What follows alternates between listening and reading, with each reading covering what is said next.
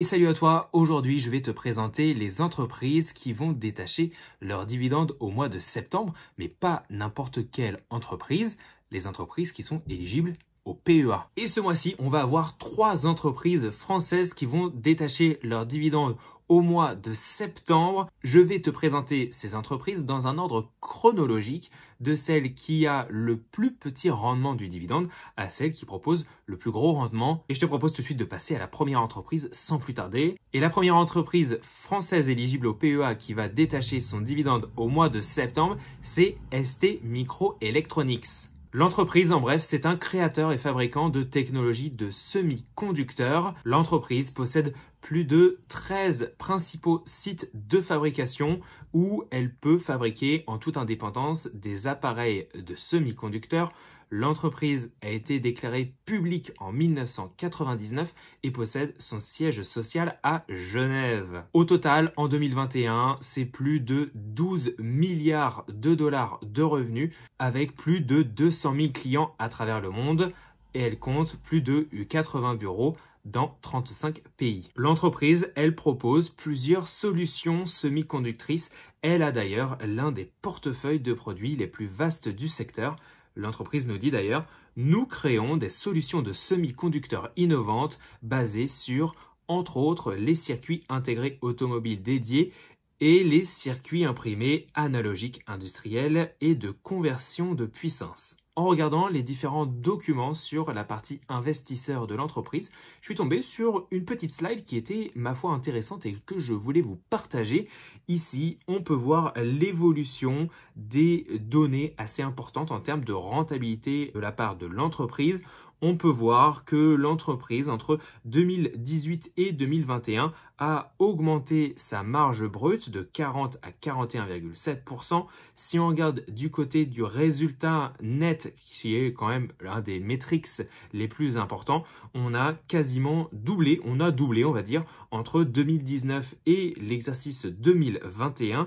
Et puis, c'est pareil, en termes de free cash flow, donc de flux de trésorerie disponible, on est passé de 533 millions en 2018 à plus de 1 milliard 120 millions d'euros en 2021. C'est quand même une belle progression. Toujours en regardant dans les documents de l'entreprise, on peut voir que c'est une entreprise qui investit et qui en même temps rétribue un petit peu à ses actionnaires. C'est une entreprise qui est dans le semi-conducteur, donc elle a toujours besoin d'innover et de se mettre à la page. Donc la partie recherche et développement est assez importante, de sorte qu'elle va continuer à innover en prenant une partie de son cash flow et en le réinvestissant là-dedans. Donc elle va le faire via de la croissance organique, via des fusions et acquisitions stratégiques, mais elle va également occuper une partie de son cash flow qu'elle va tirer de ses activités pour améliorer la solidité de sa balance comptable et de rétribuer ses actionnaires. D'ailleurs, ils nous disent qu'entre l'exercice 2018 et 2021, ils ont retourné aux investisseurs la somme de 800 millions d'euros de dividendes cumulés, avec également un programme de rachat d'actions au total de 922 millions d'euros. C'est plutôt pas mal. Elle nous dit d'ailleurs, l'entreprise, qu'elle a une politique de dividendes consistante et qui est planifiée pour augmenter la génération de cash. En ce qui concerne les news rapidement de l'entreprise, regardez-moi cette belle tête de vainqueur. Là, on voit le président directeur général de ST Microelectronics qui est très contente. Il nous dit d'ailleurs que l'entreprise va aller 10 fois plus vite avec l'unité de Crolles ou Crolles, je ne sais pas comment on dit. Et ce, parce que l'entreprise a annoncé au mois de juillet la construction d'une usine de semi-conducteurs en France pour un investissement de plus de 5,7 milliards d'euros près de Grenoble. RTL nous dit dans son article qu'il s'agit d'un des plus gros investissements industriels des dernières décennies en France hors nucléaire, nous rappelle notre Mozart de la finance nationale, le ministre de l'économie, Bruno Le Maire. Alors maintenant qu'on a parlé rapidement de l'entreprise, je te propose de voir un petit peu ce qui se passe sous le capot en termes de cours de l'entreprise. Alors tu l'auras compris déjà, l'entreprise elle est dans le secteur des technologies. Le cours sur bénéfice actuellement est à 11,2 fois, c'est plutôt pas mal pour une entreprise du secteur quand même des semi-conducteurs. Depuis le début de l'année, on assiste à une correction de l'ordre de moins 20% de son cours.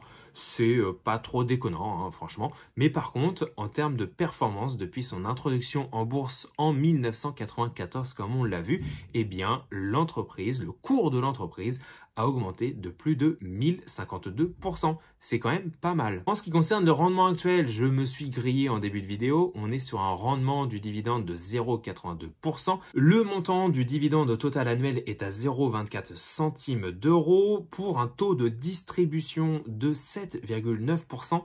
Honnêtement, j'avais quasiment jamais vu un taux de distribution aussi faible. Ça veut dire que l'entreprise, si elle le souhaite, dans le futur, elle peut largement augmenter son dividende. Parce que franchement, là, c'est vraiment un ratio très très bon, hein. Et puis, elle a tendance à verser son dividende en 4 fois par an. D'ailleurs, tu peux le voir, les derniers détachements du dividende par an sous le graphe qui suit. En termes de croissance du dividende, c'est un petit peu décevant. Alors sur 5 ans, on a une moyenne de croissance de 3,3% par an, c'est pas mal, mais par contre sur 10 ans, on a quand même une tendance assez baissière avec un dividende diminué par an d'environ 3,44% lissé annuellement, avec des phases où tu peux le voir, sur l'année 2008-2009, on a eu une baisse du dividende assez significative, de l'ordre de moins 10 et moins 33%, pour ensuite l'augmenter pendant 3 années consécutives, en 2010, 2011, 2012, après 3 ans de nouveau de période de stagnation avec un dividende de 0,40 centimes, et puis des diminutions, des stagnations, des diminutions. Alors même si le dividende a tendance à fluctuer et à pas être vraiment en croissance, en tout cas l'entreprise a versé son dividende sans interruption depuis 23 ans et malheureusement ne l'a pas diminué que depuis 1 an. On passe maintenant à la deuxième entreprise qui va détacher son dividende au mois de septembre et ce n'est autre que SPIE. SPIE, c'est une société française spécialisée dans le domaine du génie électrique, mécanique et climatique, de l'énergie et des réseaux de communication. Son métier, c'est la réalisation, l'assistance à l'exploitation et la maintenance d'équipements industriels. Et comme tu peux le voir, elle a 4 domaines d'excellence au service de 4 marchés stratégiques. Elle s'appuie sur 4 lignes de métier à la croisée des enjeux énergétiques et numériques. Et tu peux le voir, la répartition de ces 4 domaines d'excellence au service de ces 4 marchés stratégiques ci-dessous. Un des avantages de l'entreprise, c'est qu'elle est très bien diversifiée et de différentes manières. Tout d'abord, elle a un mix market qui est très complémentaire, avec une partie dans tout ce qui est ville du futur, les smart cities, une partie sur l'énergie, une autre partie sur l'efficience, la efficience des bâtiments, et puis ensuite sur la partie industrie. Et après, c'est pareil, si on regarde en termes de diversification sectorielle de ses clients, et bien là, il y a quand même une belle diversification dans plusieurs secteurs. Et c'est le même constat en termes géographiques en ce qui concerne ses clients. Elle a une bonne partie de sa clientèle qui est en France à hauteur de 36%. Elle est largement présente également en Allemagne à hauteur de 35% et puis dans les pays de l'Europe de l'Ouest à hauteur de 22%. Et puis elle a une partie gaz, pétrole et nucléaire à hauteur de 6%. L'entreprise, elle est dans le secteur de l'énergie. Son cours équivaut actuellement à 19 fois ses bénéfices. Et puis depuis le début de l'année, l'entreprise est plutôt résistante, résiliente comparée à la bourse et à la chute du CAC 40 puisque depuis l'année, on a un cours qui a diminué uniquement de moins 5,35%. Et depuis son introduction en bourse en 2015, eh bien, le cours a performé à hauteur de 26%. C'est pas forcément ouf, mais c'est pas non plus catastrophique. Enfin bon, moi j'attendrais un peu mieux quand même. C'est pas top. Actuellement, on est sur un rendement du dividende de 2,79% pour un montant du dividende de 60 centimes, un taux de distribution à 53% qui est tout à fait honnête. Et puis l'entreprise a tendance à verser son dividende 2 fois par an. Et justement, en ce qui concerne les versements de son dividende, l'entreprise a versé sans interruption son dividende depuis 6 ans et malheureusement ne l'a versé que sans diminution depuis 1 an. En ce qui concerne la croissance du dividende sur 5 ans, on est sur une croissance négative lissée par an de moins 2,76% et ce puisque l'entreprise, après avoir augmenté son dividende en 2017, eh bien, elle l'a diminué en 2018 et en 2020 de l'ordre de moins 17 et moins 24% malgré quand même une hausse de son dividende en 2021.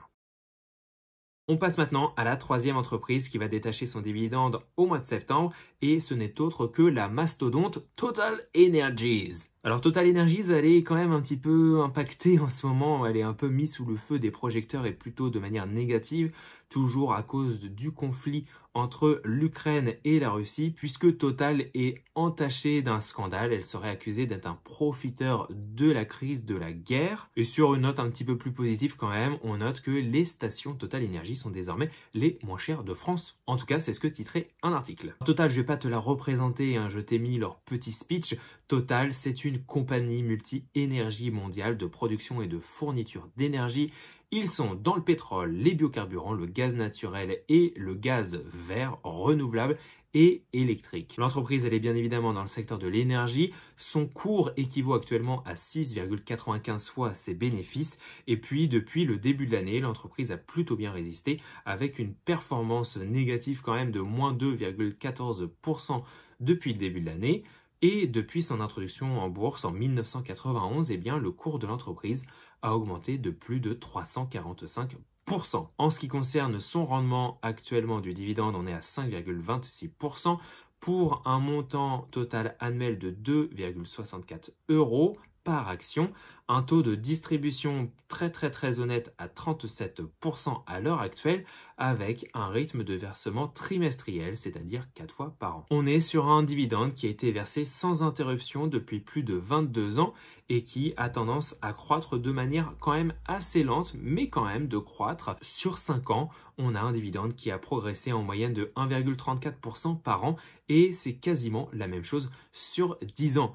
On note quand même que durant les phases de crise, l'entreprise a eu tendance à baisser son dividende. C'est notamment ce qu'il s'est passé en 2005, 2006 et 2007 où le dividende a quand même été revu à la baisse. Mais cela fait écho à la slide précédente où on a eu un stock split.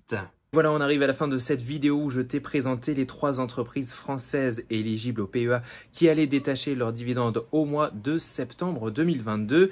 N'hésite pas à t'abonner pour ne rater aucune des prochaines vidéos et à lâcher un petit pouce bleu si tu as aimé ce contenu. Et puis regarde ce que j'ai récolté, ma nouvelle déco.